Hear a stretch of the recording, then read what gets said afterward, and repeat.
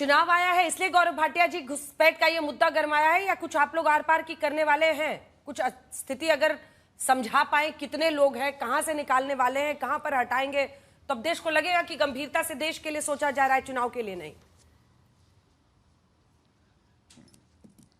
देखिए अंजना जी, सबसे पहले अगर राष्ट्र सुरक्षा को कोई चुनाव से जोड़ता है तो वो केवल कांग्रेस पार्टी है जिसका मानसिक दिवालियापन हो गया है।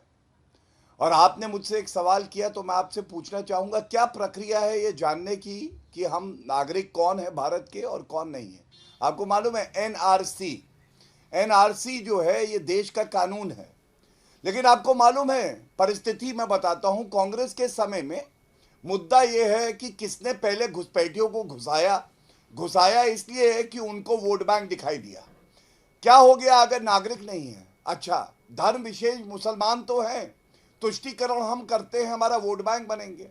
तो सर्बानंद सोनोवाल का जजमेंट सुप्रीम कोर्ट का पढ़ लीजिएगा, 2005 और 6, और ये स्थिति बताता है उस समय की जब कांग्रेस की सरकारें पहले रहीं। और क्या कहता है ये बिल्कुल स्पष्टता से कहता है कि जो हमारे बॉर्डर थे उन पे कोई सुरक्षा नहीं थी। और AK एंटनी साहब का बयान है कि बॉर्डर पे कोई इंफ्रास्ट्रक्चर मत बनाओ, यही भारत के हित में है। तो घुसवाए किसने? कांग्रेस पार्टी ने। और निकाले क्यों नहीं? क्योंकि इनको लगता था ये वोट बैंक है।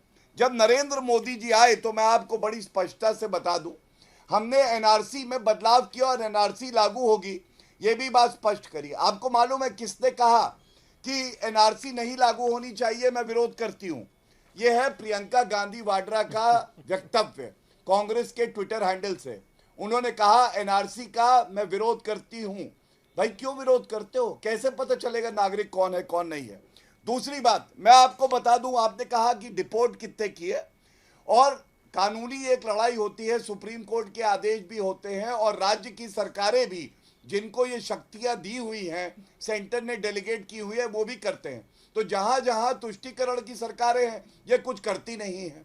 पश्चिम बंगाल हो, असम में पहले कांग्रेस की सरकार थी, लेकिन जब से हमारी सरकार आई है, केवल कुछ माह में असम का बता रहा हूं, हमने 500 ऐसे जो है इलीगल घुसपैठिए उनको वापस भेजा है। पार्लियामेंट का रिप्लाई है 2020 का, जिसमें हमने बताया 2018 और 19 में करीब 3400 घुसपैठियों को हमने वापस भेजा है। दिल्ली में चुनाव थे, आपको पता है, 121 हमने इसी साल उनको रोक के रखा है और उनको भी वापस भेजा जाएगा। और इससे पहले भी 2017, 18 और 19 में करीब 4000 का जो आंकड़ा है, ये भी मैं आपको दे दूं, ये वापस भेजे हैं।